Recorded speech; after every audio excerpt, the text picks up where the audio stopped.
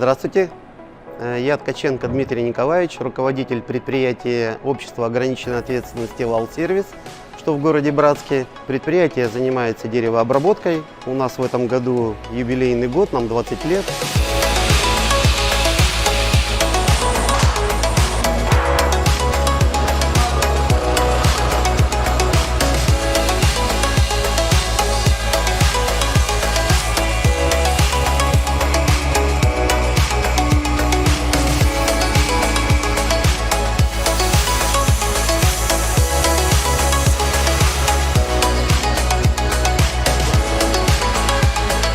Деревообработка в основном себя подразумевает, пошагово это распиловка. Распиливаем мы в основном материалы из лиственницы, в приоритете лиственницы.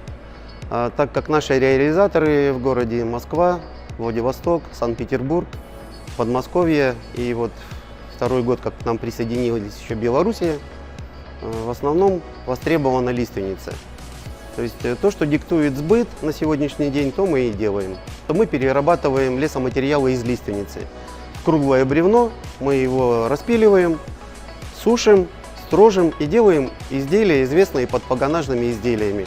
Это доски пола, планкены, это палубные дощечки, вельвет, гладкая и плинтусы, вагоночка.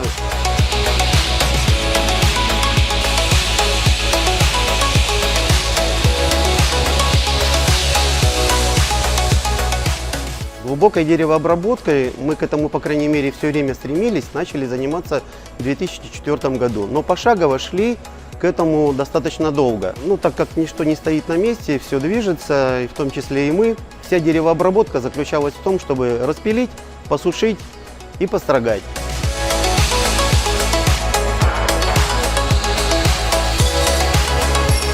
К этому виду деятельности мы пришли из складывающихся реалий. То есть наш регион, Иркутская область, город Братск, он в основном занят сырьевыми ресурсами, это в основном древесина.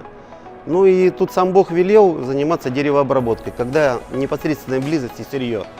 В основном это твердая древесина, в основном считается лиственница, то, что мы делаем, и это востребовано на рынках России.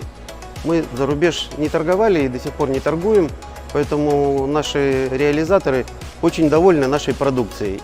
Да, если разобраться в деталях, то на первом этапе это распиловка, второй этап это сушка древесины и третий этап это строжка, упаковка и хранение готовой продукции и отправка в регионы нашим покупателям.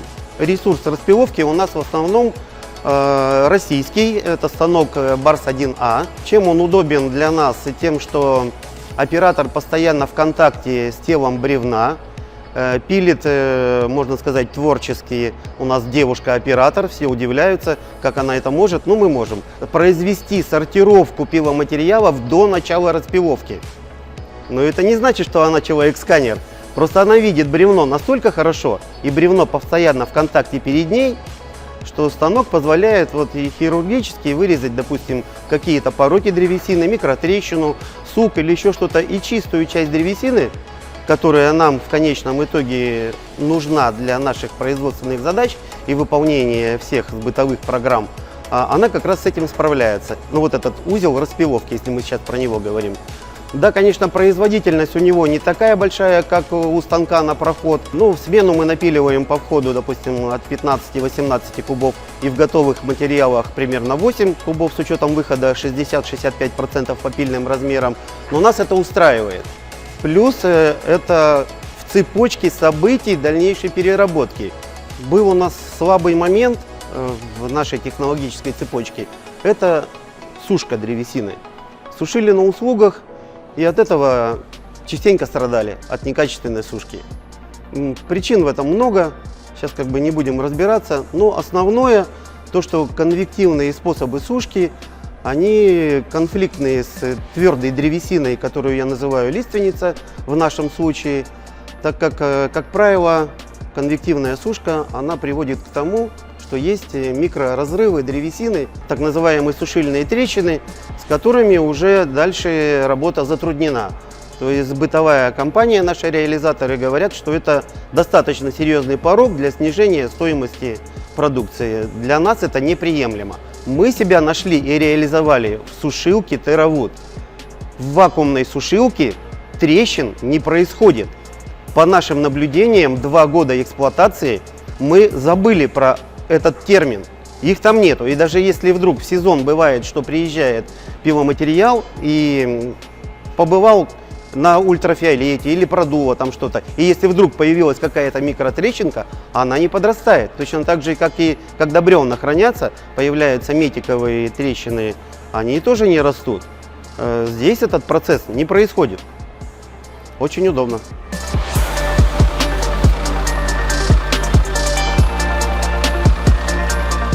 После процесса сушки мы достаем, выкладываем доски, они уже готовы к строжке. Здесь же на территории предприятия происходит строжка в заданные изделия, то есть это элементы внутренней отделки, вагонка, элементы наружной отделки, это планкены всех видов и имитация бруса, и террасные дощечки, палуба гладкая, в нескольких толщинах мы предлагаем, и в том числе террасная вельвет. Далее на этапе переработки моя задача как руководителя предприятия доработать финально все, переработать все, в том числе и опилки. А дальше то, что, допустим, все равно где-то не пошло в строжку или не стало финальным продуктом, мы дорабатываем.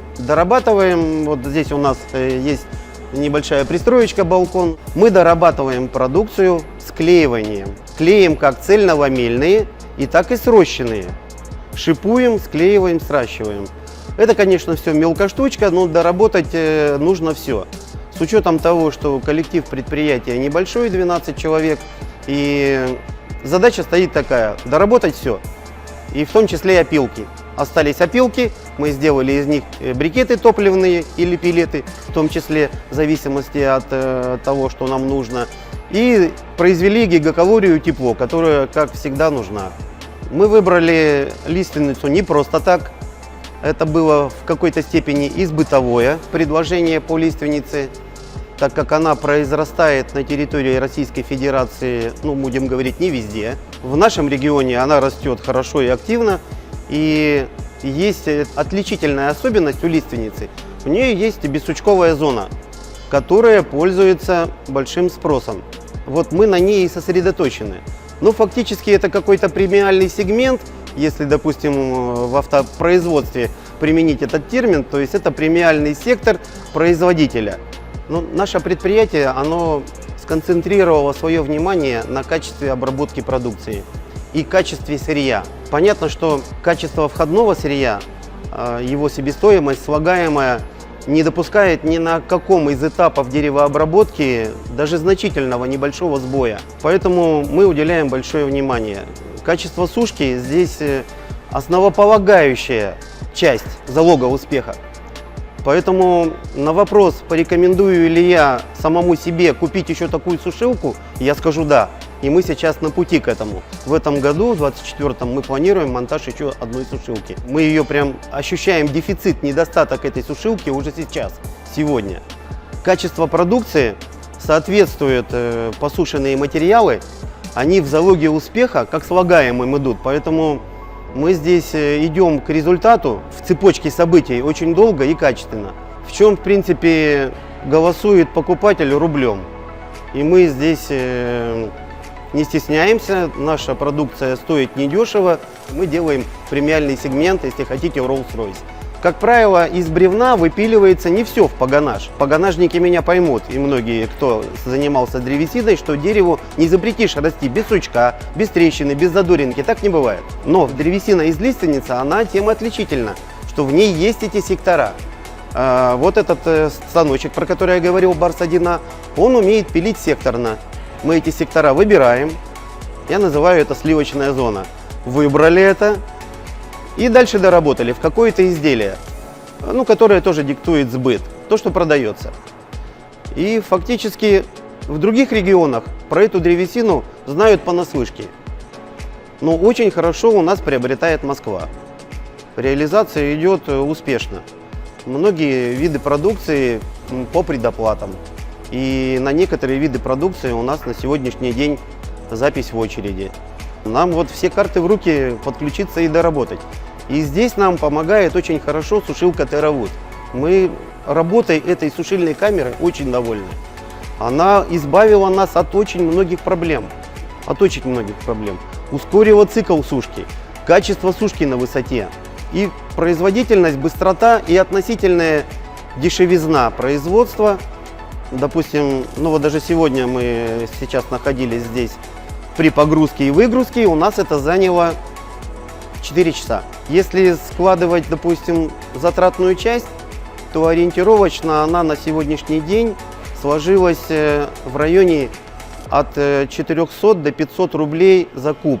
Это вот в наших условиях, что мы не применяем электрический котел для сушки древесины, это дорого, а применяем свои опилки и свои брикеты, которые изготавливаем из той сухой древесины, которую мы заранее посушили в этой же камере, опрессовали на станочке специальном, сделали брикеты, пресс 200 тонн давит очень хорошо.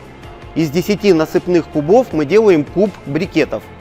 Плотность единица. Некоторые брикеты, я правда не экспериментировал, но мне кажется, могут утонуть в воде.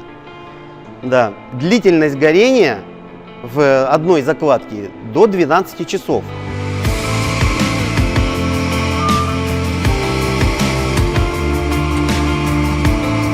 Данная комплектация TerraWood 12 оборудована электрическим котлом 45 киловатт. Рекомендованный твердотопливный котел, со слов производителя камеры, нам порекомендовали приобрести не меньше 80. Мы приобрели простой бытовой котел в Красноярске, Зотто, изготавливает Тополь 80М. Этот котел в своей мощностной характеристике обеспечивает достаточно. Если вдруг котел уходит на какой-то режим обслуживания или аварийный режим, то моментально подключается электрический котел и фактически процесс сушки не прекращается. Если ответить на вопрос, какая затратная часть по деньгам, содержание котла, допустим, что ложится на куб по себестоимости, то здесь можно сориентироваться на то, что вид работ какой здесь. Это работа укладчиков, фактически и съем, и подача. Это древесину укладываем, и между ними тепловые панели. Вот сегодняшний день показал, что мы управились за 4 часа.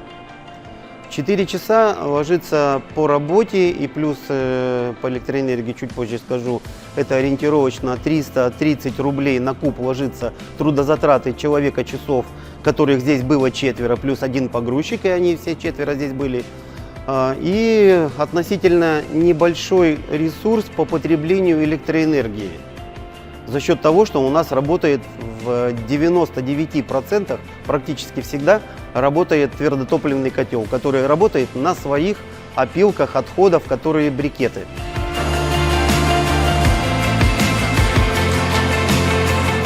В чем еще отличительные особенности данной сушилки? Конвективный способ сушки отличается известным способом. Там теплоноситель проносится с определенной скоростью. Это воздух, как правило, теплоноситель, вода, воздух. Далее все это безвозвратно уходит в атмосферу. Вместе с частичками тепла и воды это все уходит безвозвратно. И нужно пополнять. Другими словами, нужно возместить это тепло. Чего не происходит вот в данном виде сушки.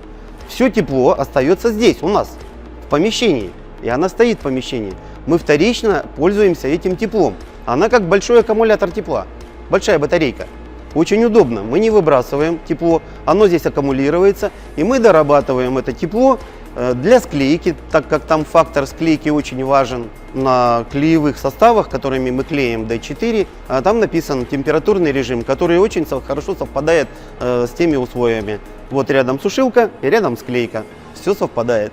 Ну, конечно, как и в любом строительном, это относится наша продукция однозначно к строительной группе, то есть ее постигает сезонность. Это понятно, да. Но нас сезонность, как ни странно, не касается, потому что вот тот сегмент, в котором мы делаем, у нас продукцию спрашивают всегда.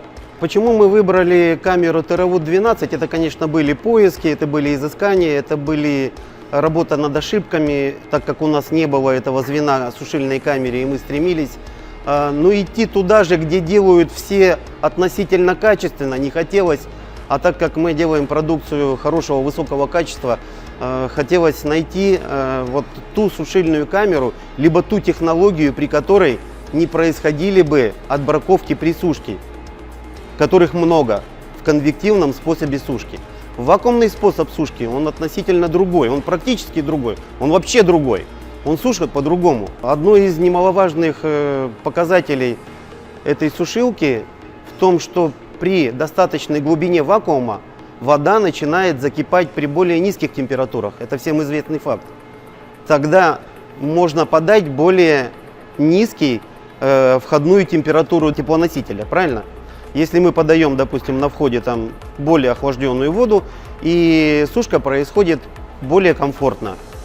Тем более, что у нас есть датчик древесины в сушке, который нам подсказывает, что температура древесины равна 56-60 градусов, 65. А вода в древесине закипает уже ориентировочно, по нашим данным, при 60 градусах. Не при 100, как обычно. 60 градусов вода кипит и испаряется. Испаряется из древесины и тем самым удаляется. Наша камера TerraWood 12, 12 это означает, что 12 кубов закладочных, которых она способна посушить. Комплектация камеры TerraWood 12 максимальная. В максимальную входит это мониторы, визуальное сопровождение, теплообменник, все запорные арматуры, все автоматические. И весь процесс практически происходит в автоматическом режиме, заданном заранее. Фактически участие человека, как оператора, допустим, оно здесь теоретически визуально, тут дистанционно. Плюс у нас еще есть блок мониторинга с сим-картой, то есть в облаке мы можем всегда посмотреть с любого носителя, смартфона или еще чего-либо, посмотреть, в каком состоянии происходит процесс. Там температура подачи, температура обратки, когда что включалось, когда выключалось, и что самое интересное, температуру доски мы тоже всегда видим, и все фазы и циклы. Это очень удобно. Что касаемо по срокам изготовления, все было произведено в срок. Срок этот был полгода по договоренностям, оплачивали мы частями, что тоже очень удобно, комфортно. Разделили мы платеж на 4 части. Сейчас мы еще на стадии приобретения еще одной камеры. Сравнительные характеристики камеры, которая, вот, допустим, TerraWood 12, она сделана из простого металла, да, то внутри происходят необратимые процессы. То есть она потихонечку стареет. Компания Falcom предложила нам и согласились будущую новую камеру, за которой мы пошли к ним в покупку в очередной раз, сделать корпус и стенки камеры из нержавеющей стали. Поддержка от компании была значительная. Это и личный индивидуальный приезд был сотрудников, которые осмотрели площадку, которые подсказали нам необходимые начальные условия, стартовые, которые нужны были для подключения. Всю информацию, основную и дополнительную, они нам все передали. Саккумулировав эти знания, мы уже исходили из наших реалий, где она будет стоять, как она будет стоять, будет ли там вода или не будет вода. Вода обязательно всегда для такой сушилки нужна, желательно городская, может быть там какая-то еще артезианская или еще у кого какая. Вода нужна обязательно, это ключевой и основной способ ее эксплуатации. Монтаж сушильной камеры занял у нас не больше недели. Здесь, конечно, сказывается, что она практически уже как пазл сложилась быстро, потому что там почти все готово было к подключениям. Была техническая поддержка большой группы лиц, завода-изготовителя. В основном это были сообщения в мессенджерах, вопрос-ответ, вопрос-ответ. Все было достаточно быстро, четко, и мы совсем справились. Но если коротко, тезисно, то запуск сушилки прошел достаточно быстро и комфортно. В любой момент поддерживали нас пошагово. Пошагово делали мы все, что нужно было для ее запуска. Поэтому мы не ощутили никакого дискомфорта и трудностей в запуске сушилки. После монтажа сушильной камеры был период, который был неизвестен, в котором мы, допустим, участвовали самостоятельно, уже без поддержки фирмы Falcom, изготовителя ТРВО-12. Дальше мы пошли сами. Первоначально нам предложили режим сушки, что было не очень важно, но он оказался для нас в какой-то степени малоприемлемый. Посушили мы первые сушки, у нас пошли по 50-ке, это была самая сложная задача, 50 на 150 лиственница, сушится дольше, чем было предложено. Но мы это расшифровали, правда, ценой своих ошибок, и разработали методику, по которой пошли дальше. Мы каждую дощечку взвешивали и замеряли влажность. По итогу сушки мы составляли таблицы и смотрели хронологию сушки, то есть как она сушилась, при каких вакуумных режимах, при каких температурных режимах и временных интервалах. Экспериментировали ориентировочно полгода, наработали хороший положительный опыт в этом плане. Теперь мы знаем, как посушить 50-ку, теперь мы знаем, как посушить разные ширины и разные толщины. И сейчас мы пошли дальше, мы знаем, как посушить даже разные древесины, это как посушить сосну с лиственницей.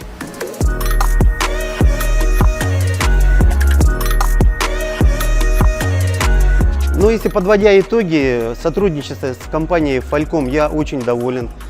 Персонал, менеджеры, все очень компетентные люди, помогают пошагово везде, практически всегда. Мы поддерживаем связь. 2 года эксплуатации показали, что мы на правильном пути и все сделали для нашей бытовой компании и предприятия, для высококачественных деревянных изделий. Посоветовать самому себе и остальным, я говорю, да, что мы в принципе и сделали. Хочу всем пожелать хорошего дня и всего самого доброго. Берегите себя, замены вам не будет.